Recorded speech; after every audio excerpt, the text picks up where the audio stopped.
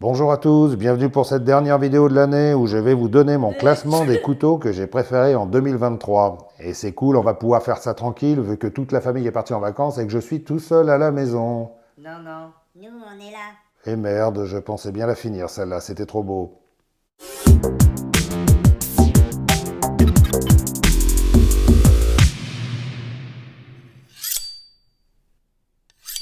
Alors, à la différence de l'année dernière où j'avais fait un classement des 10 couteaux que j'avais le plus utilisés, cette fois-ci ce sera juste les 10 couteaux que j'ai le plus appréciés, mais pas forcément le plus utilisés, hein. Déjà en ce qui concerne les fixes, simplement parce que mes sorties en forêt ont été assez rares cette année, et pour les pliants, j'utilise souvent les mêmes. Par contre, pour changer un petit peu de la dernière fois, je précise que ce classement concerne des modèles de cette année, hein. J'ai préféré me limiter au modèle 2023, sinon le choix aurait été trop compliqué, hein, et j'aurais dû faire un top 50 de 2 heures. Donc, comme la dernière fois, ce sera 5 pliants et 5 fixes, hein. Et je commence par les pliants. On commence par la cinquième position, ce sera le DPX East F, modèle Decade, avec manche titane et lame acier M390 de conception américaine et fabriqué par Lion Steel en Italie. Alors, ce DPX a été mon gros coup de cœur de 2023, hein. Et quand je dis gros coup de cœur, c'est un terme qui lui va bien parce que c'est pas le petit couteau de poche, hein. C'est plus le couteau EDC de survie ou utilitaire, hein. C'est un balèze avec des épaules carrées, taillé pour l'aventure, hein. Si on doit en avoir qu'un dans sa boîte à gants de sa voiture ou dans son sac à dos, c'est celui-là qu'il faut, hein. C'est un super couteau que j'ai appris à apprécier et que j'essaie d'utiliser le plus possible. Et franchement, je suis pas du tout déçu, hein. Malheureusement, comme il est très cher et pas spécialement passe-partout, c'est pas vraiment celui que je prends tous les jours pour aller bosser parce que ça me ferait vraiment chier de le perdre ou de me le faire confisquer au cours d'un contrôle inopiné, hein, surtout par les temps qui courent avec tous les événements qui impliquent des couteaux. Donc, si vous avez de l'argent à investir, celui-ci, c'est vraiment du tout bon, hein. Je peux le recommander les yeux fermés, c'est vraiment de la super fabrication. On peut ne pas aimer sa gueule et tous les détails qu'il y a dessus, mais franchement, chaque détail a son importance et finalement, on finit par s'en servir très régulièrement, hein. Vraiment, celui-ci, je le recommande. En quatrième, ce sera le concept Rêverie. Alors celui-ci, ça fait pas très longtemps qu'il est en ma possession. Je crois que je l'ai eu au mois de mai et j'ai fait la vidéo en août, hein, donc c'est assez frais quand même. Celui-ci, je l'ai très souvent sur moi et j'adore l'utiliser parce que je trouve sa forme sublime et sa lame excellente, hein, pour faire plein de choses. Et surtout, c'est le seul couteau avec front flipper avec lequel je passe pas mon temps à me battre pour l'ouvrir, hein. Si vous aimez les front flippers, pas trop compliqués et discrets, celui-ci je peux vous recommander sans aucun problème. C'est une merveille de confort d'utilisation et son acier 154 cm est très bon. Il n'est pas très cher en plus, hein. Il doit tourner autour des 70 € en version 154 cm, hein. Il est décliné dans des versions plus ou moins chères et différents coloris, mais bon, moi je n'ai pas choisi la couleur la plus discrète, mais je le regrette pas du tout parce que ça le rend plus sympathique aux yeux des gens. Bizarrement, le noir fait peur, mais le jaune rassure, hein. N'y voyez aucun message, bien sûr, hein. Ouais, bien sûr. Je vous mets un lien vers la revue que j'ai fait et où vous pourrez l'acheter et ce sera dans la description en dessous. En troisième, ce sera le Real Steel Sacra Tac. Bon, je vais être honnête, hein, c'est pas celui-ci que je prends sur moi le plus souvent parce que dans cette version noire, il a tendance à faire un petit peu peur, hein. Pourtant, c'est un petit couteau, hein, va comprendre. Sinon, c'est un excellent EDC à garder sur soi. Il a un mécanisme de très bonne qualité. Je ne le trouve pas très confortable parce qu'il a des platines en acier qui dépassent des plaquettes. Ça se sent un peu quand on force dessus, mais seulement quand on force, hein, parce que sinon c'est un couteau très agréable à utiliser avec un super mécanisme qui donne envie de faire chier tout le monde en faisant joujou pendant des heures, hein. L'acier, c'est pas mirobolant, c'est du Boler K110. En gros, c'est du D2 amélioré, mais il fait très bien le job pour un couteau de cette taille. Et il est extrêmement solide avec sa construction assez particulière qui est faite d'une seule pièce de métal pliée en deux. Ce qui ne gâte rien en plus, c'est qu'il n'est pas très cher. On le trouve à environ 60 € sur le site Real Steel. Je vous mets un lien en description. Allez voir la revue que j'en ai fait. C'est un chouette petit pliant avec une super gueule, hein, je trouve, hein, vraiment. En seconde position, c'est un de mes coups de cœur de 2023 qui va pas plaire à tout le monde, bien sûr, hein. C'est le concept Main Street en version Brown Micarta et acier 154 cm.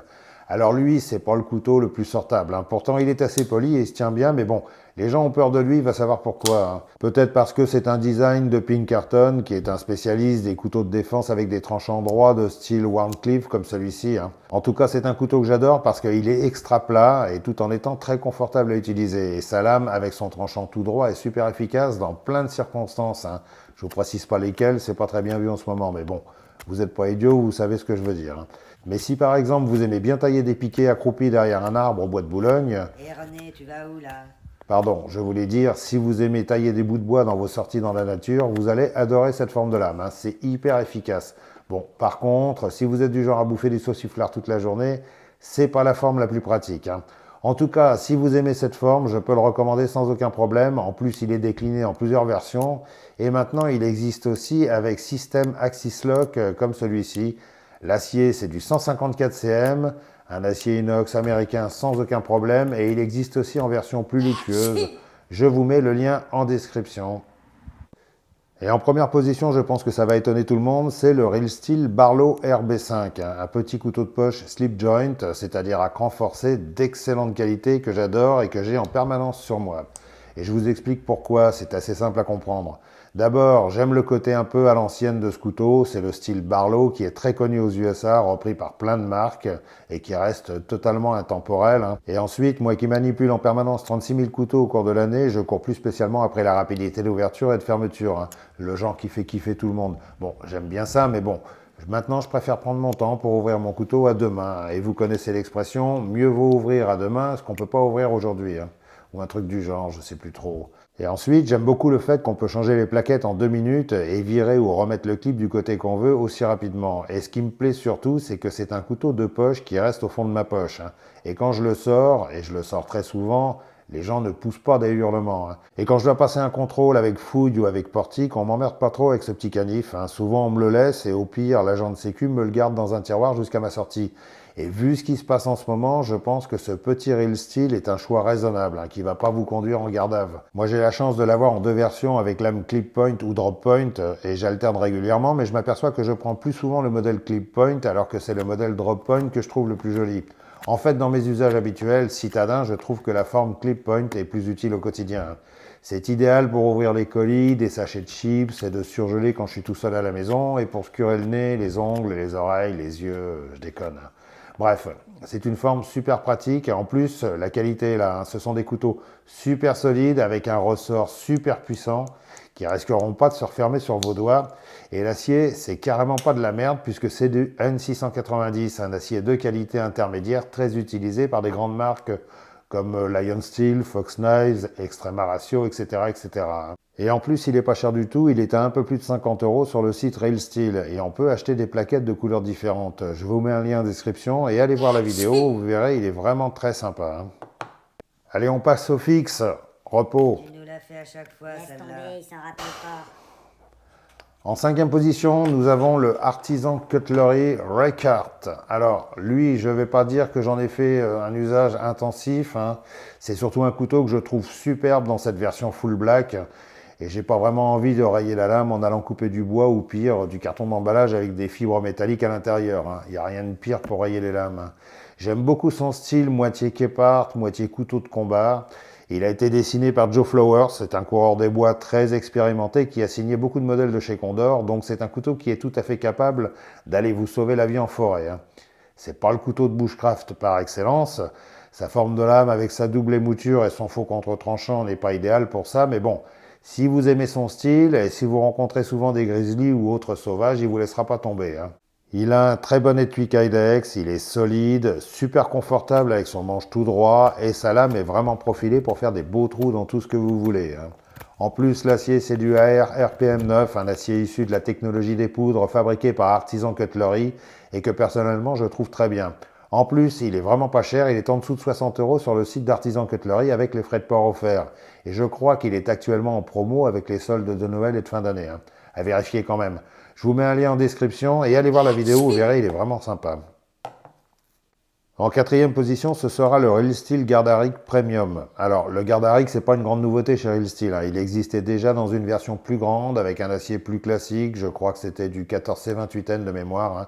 Et vu que maintenant, ils ont arrêté la production, il n'y a plus que cette version Premium en acier Boller M390, carrément superbe, hein. J'ai toujours craqué pour la ligne de ce couteau dessinée par Ivan Braguinette. Et ce n'est pas que parce que c'est un très beau couteau qu'il est dans mon classement, c'est aussi parce que c'est un très bon couteau pour la survie, le bushcraft et éventuellement... C'est bon, on a compris. Bref, vous avez compris. Et depuis que je l'ai, j'ai eu l'occasion de le sortir plusieurs fois dans des petites activités ludiques en forêt qu'on appelle bushcraft. Et il est vraiment sympa à utiliser, hein. Le seul petit reproche que j'aurais à faire, hormis son prix, qui est un peu élevé, je trouve, c'est que le G10 est un peu glissant pour moi. Mais sinon, le manche est d'un très grand confort. On peut s'acharner sur du bois pendant des heures, on n'aura aucune ampoule, hein. Et en plus, comme le G10 du manche enrobe entièrement la lame, on peut l'utiliser par très grand froid sans gants. C'est un super couteau que je peux recommander sans aucun problème, hein. Si vous aimez son style et si vous êtes prêt à investir un peu, parce que son prix est quand même un petit peu élevé, hein. Il est actuellement de 270 € sur le site Railsteel. Ça peut paraître cher, mais bon, ça s'explique aussi par le fait que c'est une belle barre d'acier en M390, hein, et c'est un des meilleurs aciers haut de gamme actuels. Je vous mets un lien en description vers la revue complète que j'ai fait et vers le site de Railsteel. En troisième position, ce sera le Concept Corvid S. Alors lui, contre toute attente, ça fait pas très longtemps que je l'ai, mais je m'aperçois que je m'en sers de plus en plus pour pas mal de choses à la maison. Au départ, j'aimais surtout son style décalé et un peu badass, hein, mais à l'usage, je me suis très vite aperçu que c'est un excellent utilitaire qui accomplit exactement les mêmes tâches, voire nettement mieux que des couteaux fixes de forme plus classique. C'est un petit costaud, super solide, sur lequel on peut forcer sans se poser de questions, hein. Et comme son acier, c'est du S35VN, un acier supérieur issu de la technologie des poudres, que j'apprécie beaucoup, on peut s'amuser à couper, à tailler, à trancher sans se retrouver avec un truc qui coupe plus au bout de 5 minutes, hein. Très honnêtement, depuis que j'ai goûté vraiment à cet acier, je l'adore, hein. Il a une qualité de coupe extraordinaire et une excellente résistance, tout en étant relativement facile à affûter, hein. À condition bien sûr d'avoir le nécessaire. Allez voir mes vidéos sur mes solutions d'affûtage, vous verrez, je me prends pas trop la tête, hein. Comme il n'est pas très gros et pas lourd du tout, il est très pratique à porter en tour de cou quand vous vaquez à vos occupations à la maison, et quand vous sortez de chez vous, vu qu'il est très plat, vous le glissez sous le t-shirt et ça passe tranquille, on va pas vous faire les poches. Son étui Kydex est très bon, la rétention est excellente, on risque pas de le perdre. Et comme il n'a pas de pointe, il ne fait peur à personne. En plus, il est décliné en différentes versions plus ou moins chères. Celui-ci fait 90 € environ parce que ce sont des plaquettes en carbone et cuivre et de l'acier S35VN. Mais il y a la version en micarta avec acier 14C28N à un peu plus de 50 €.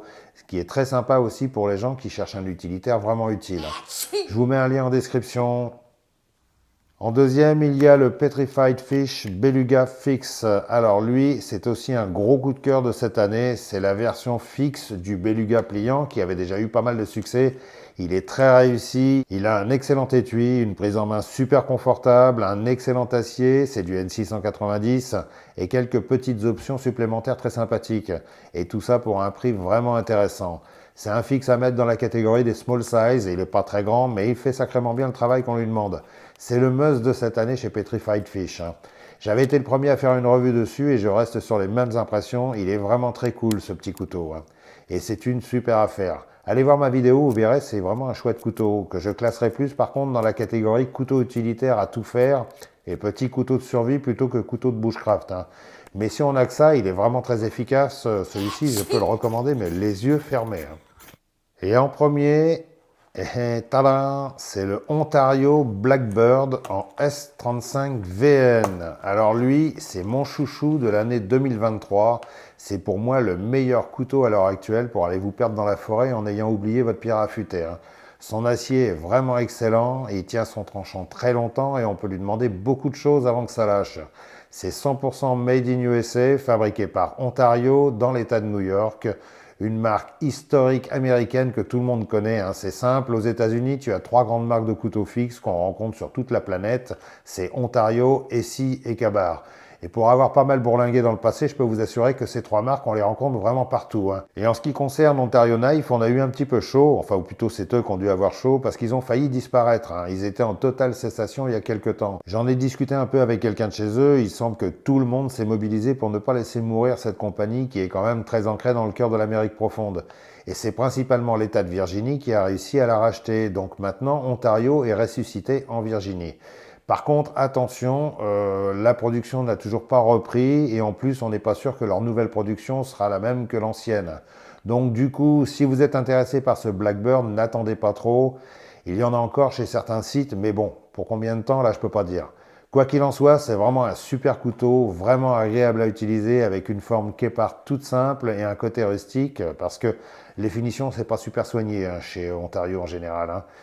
C'est pas du tout comme les Chinois. Ontario fabrique des outils faits pour servir et pas pour les regarder dans une vitrine. Donc voilà, faut pas trop regarder sur les finitions. En ce qui me concerne, j'adore vraiment ce couteau, hein. C'est actuellement celui que j'utilise le plus, c'est vraiment mon chouchou de l'année, hein. Je peux le recommander les yeux fermés celui-ci, hein. Toutefois, attention, c'est peut-être mon chouchou actuellement, mais ça pourrait changer en 2024, parce que j'ai des lames fixes qui sont arrivées et qui pourraient bien le détrôner, hein, à suivre. En attendant, allez voir la vidéo que j'en ai fait. Si vous ne l'avez pas vue, vous apprendrez des choses intéressantes. On le trouve actuellement aux alentours de 200 € et franchement, le prix est tout à fait justifié. Je vous mets un lien en description. Voilà, c'était ma petite sélection 2023. J'espère qu'elle donnera à quelques-uns d'entre vous de bonnes pistes pour se lancer dans le monde des couteaux. Pour ceux qui y sont déjà, je pense que leur opinion est déjà faite, hein. Alors, j'en entends déjà dire ouais, moi, j'aurais pas choisi cela. Ou alors, vous n'avez pas présenté tel modèle ou tel modèle qui sont beaucoup mieux. Alors, je reprécise pour ceux qui n'auraient pas tout à fait compris que c'est une sélection de couteaux que je possède, que j'utilise et qui sont de l'année 2023, hein. C'est sûr qu'il y a toujours mieux, des excellents couteaux, j'en ai plein d'autres et il en existe plein partout. Mais bon, je ne vais pas non plus montrer des couteaux que je n'ai pas et ensuite il fallait bien faire un choix dans ceux que j'ai aimés en 2023 et que je peux recommander surtout, hein. Et en plus, c'est pas simple de choisir parce qu'il y en a beaucoup que j'aime beaucoup. Ce sera la dernière vidéo de l'année, donc j'espère qu'elle vous a intéressé. Si c'est le cas, vous savez quoi faire, hein. Et surtout, n'oubliez pas de vous abonner. Ah ben j'avais dit que je le dirais plus ça. Et n'oubliez pas de bien finir l'année et de bien faire la fête si c'est votre truc. Et surtout, n'oubliez pas de rester à l'abri. Je ne veux pas faire mon oiseau de mauvais augure comme d'habitude, hein, mais n'oubliez pas que le réveillon du 31, c'est aussi le réveillon des casse-couilles de tout poil. Donc prenez soin de vous et de vos proches, évitez les emmerdes, soyez fluides et restez bien affûtés. Et surtout, n'oubliez pas le slogan du réveillon, quand on tient à quelqu'un, on se retient. Non, c'est pas ça. Enfin, un truc du genre, quoi. Alors, vous n'allez pas me casser les pieds jusqu'au dernier jour, non? C'est pas grave. Au revoir Allez, tout le au monde. revoir. Allez, salut tout le monde. À l'année prochaine. Quand on tient quelqu'un, on se retient. On se retient.